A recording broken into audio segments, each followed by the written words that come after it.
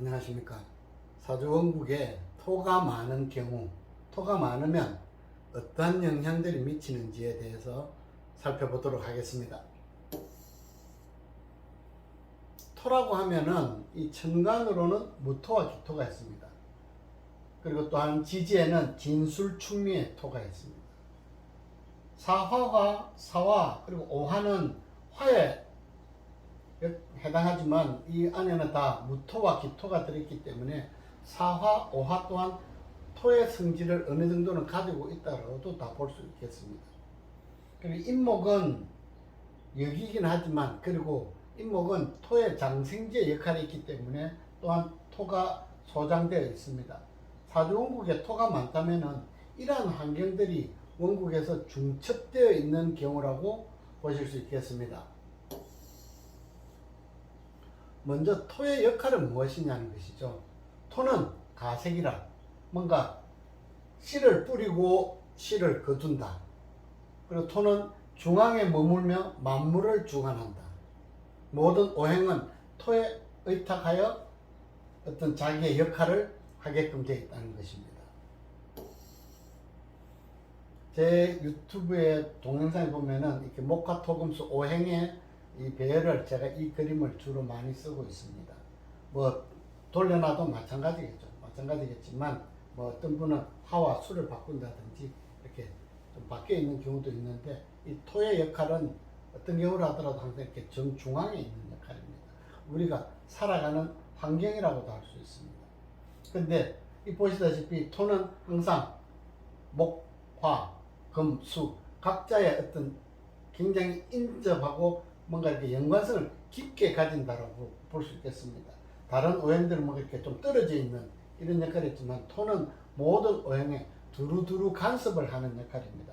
이럴 때 사주원국에 토가 많아져 버리면은 각각의 오행들의 어떤 미치는 영향들은 반드시 나타나기 마련입니다. 제가 그림을 조금 이렇게 실질적으로 한번 그려봤습니다. 원국에 이렇게 토가 많아져 버렸다 그러면 이 중앙의 범위가 이만큼 넓어졌다는 겁니다. 그렇게 됐을 때는 뭔가 채한다, 뭔가 막혀 있다는 의미와도 같습니다.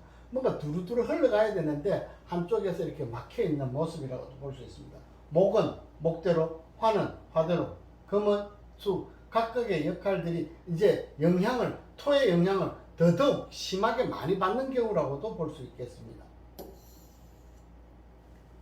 먼저 사주원국에 토가 많았을 때 일간이 목 혹은 사주원국의 목에 미치는 영향은 어떤 역할이 있느냐. 목은 토를 극하는 오행입니다.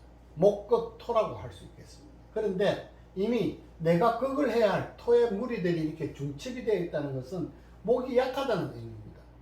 목이 약하게 되면 목극토가 안 된다는 의미죠. 그랬을 때 역부족의 환경이 일어났을 때 내가 극을 해야 한 환경에서 극을 받게 되는 오히려 반전이 일어나게 되는데 일간이 목이라고 하면은 토는 재성으로서 오히려 제다, 신약 혹은 이런 환경에서 반드시 뭔가 목에게도 영향이 크게 미친다고 볼 수 있겠습니다. 특히 토가 많았을 때 목은 어떤 영향을 미칠까? 이것을 원령의 관계에서도 한번 이렇게 살펴보도록 하겠습니다. 뭐 실전 사주는 제가 뒷부분에 가서 하나씩 설명드리겠습니다만은 이 앞부분에서는 일단 우선적으로 이렇게 뭔가 이렇게 원국에 이렇게 토가 많아 보입니다. 근데 토는 4개고 간목은 추출하고 지지에 인목을 두었습니다. 이럴 때 과연 목국토가 되는지 안 되는지 거기에 따라서 일간의 입장에서는 편관 7살입니다. 이 7살의 역할을 누리느냐 못 누리느냐 직업이 될 수도 있고 여자의 사주라면 남자의 환경이 될 수도 있고 특히 재성과 연관되어 있는 이런 과정에서 이 목과 토의 역할에 따라서 사주 주인공에게 미치는 영향들은 각각 다르게 나타난다고 볼 수가 있겠습니다. 다음은 일주가 이제 간목입니다. 간목인데 토는 이렇게 왕성합니다. 앞에 제가 말씀드린 것 같이 이 경우가 된다면 거의 제다 신약과도 같습니다. 일주는 천간에 비견을 하나 두고 지지에 자수를 두고 있습니다. 토의 무리들이 이렇게 강해버리면은 모든 환경에 있어서 일주가 극복해야 될 상황, 일주가 극복해야 될 이 환경은 재성이라는 환경입니다. 이 재성이 사주 주인공에 어떤 영향을 미치고 이것을 어떤 시기에 어떤 환경에서 이것을 극복할 수 있는지, 그랬을 때 명주에게 어떤 역할이 나타나는지, 이것을 극복하지 못했을 때는 또 어떤 환경이 미치는지, 이런 것들을 세분화해서 이렇게 살펴볼 필요가 있습니다. 이번에는 일간이 화 또는 사주 원국에 화가 있는데 이렇게 토가 많이 중첩되어 버리면 화는 어떤 역할을 하느냐? 화는 토를 만나게 되면 화생토의 역할이 있습니다.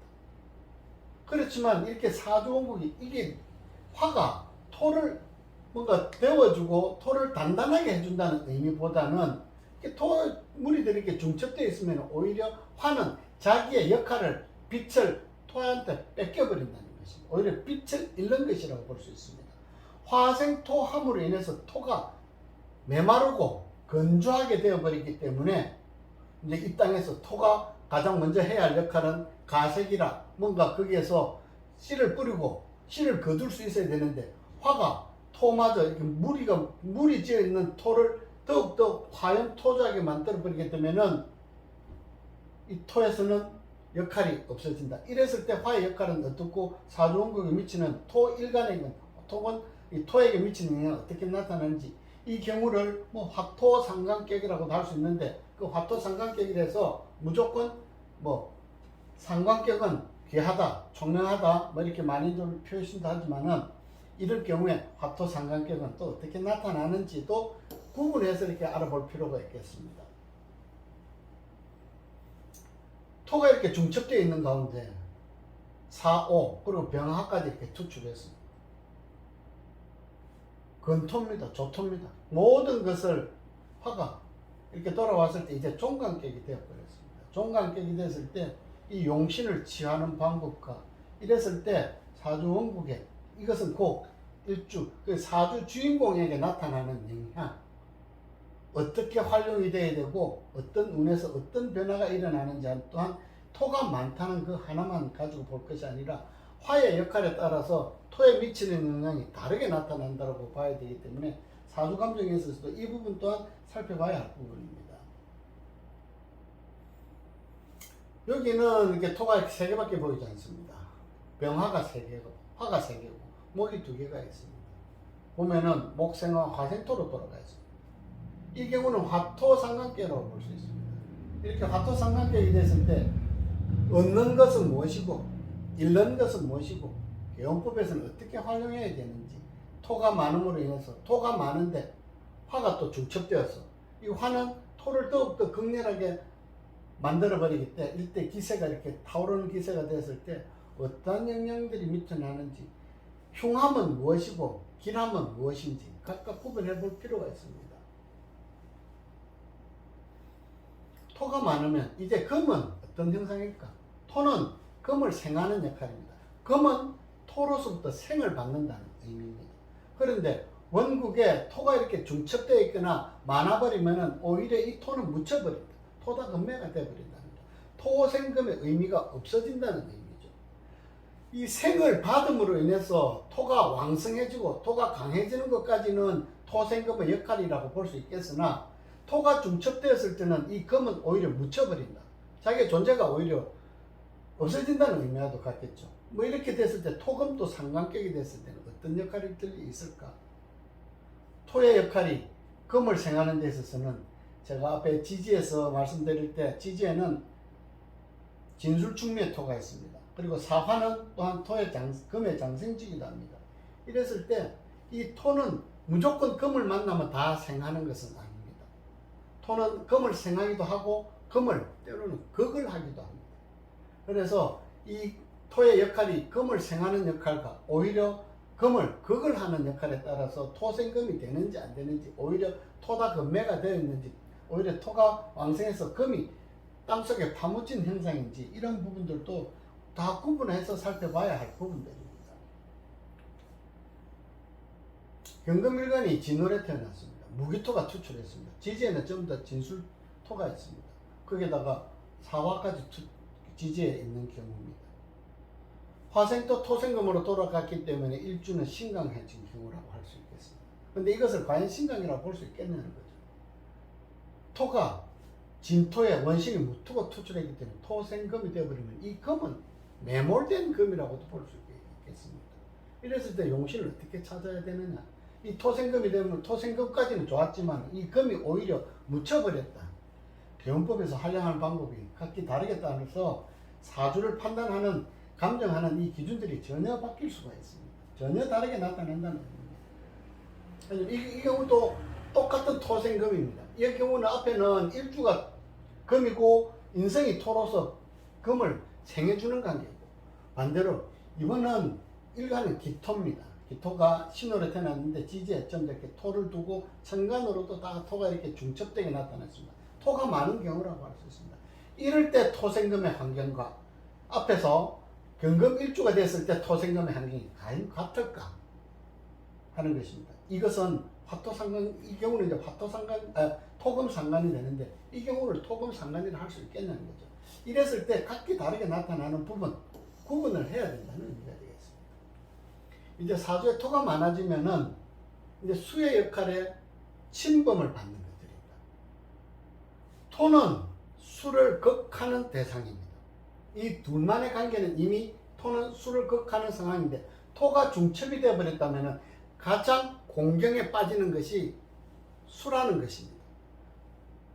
모든 오행은 다 마찬가지입니다. 토가 많아지면은 목, 화, 금, 수 어느 것 하나 영향을 받지 않은 것은 없지만 특히 수는 가로막힌다, 막혀버린다. 수는 생명을 키워야 하고 뭔가 이렇게 땅을 적셔주는 역할, 금을 어떤 역할을 찾아주는 이런 역할이 있어야 되는데 토가 많아짐으로 인해서 수를 덮쳐버렸다. 때로는 이 수를 덮치는 정도가 아닌 수를 탁하게, 수는 청하고 맑아야 하는데 토가 많아지면은 수를 가로막는 의미도 있겠지만 때로는 수를 탁하게 해버리는 경우가 있습니다. 이럴 때 이 토극수로 인해서 일어나는 것들은 무엇입니까?